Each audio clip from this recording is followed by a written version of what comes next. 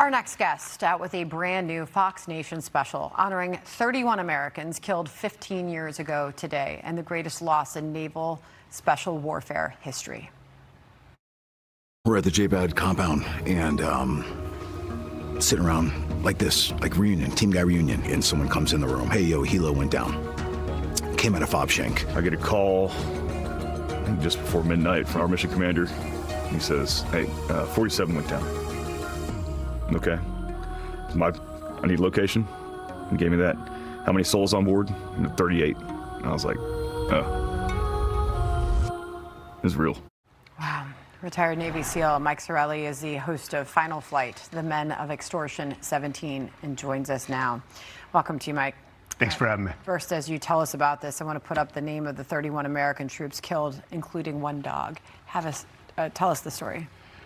So, extraordinarily skilled men, exceptional human beings. It was a massive loss of life. These just so happened to be my teammates. So I knew all of them, as well as all the guys that served with them. It was such a vast loss of life, it especially hit the community. There is no appropriate reaction to that. You know, this is a first for our community to lose that many guys, but the nation also lost. We're talking about sons, brothers, fathers, husbands.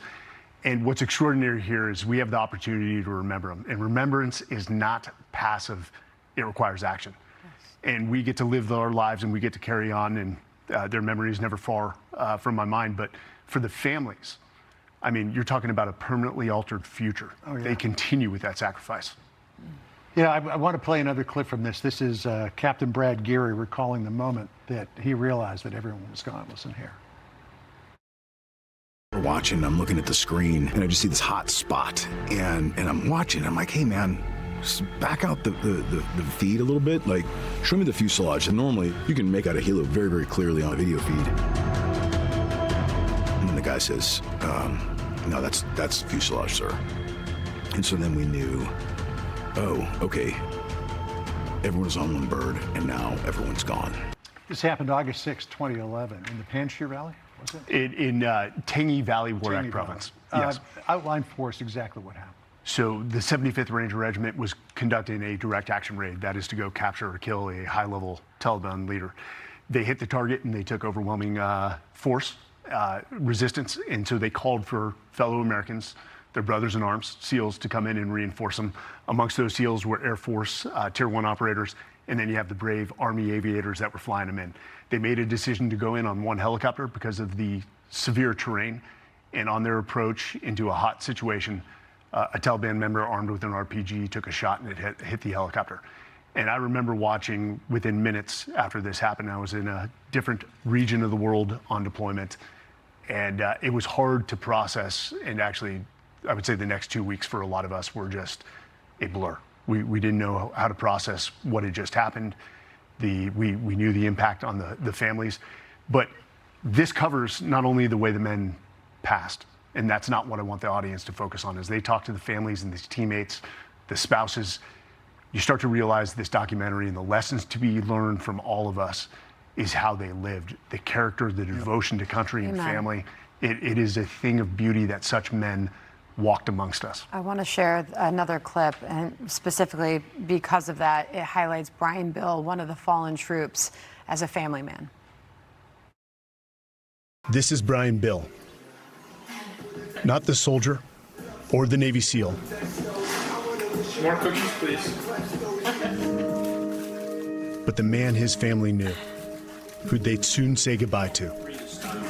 Mommy wants to try it. Get your fingers in there. Go ahead. Dip them in my mouth. You juxtapose the warrior to the human who just was loving and carefree, crawling on the ground with the kids and throwing them up in the air and just having fun. People don't understand. God be with him. He was a beautiful man.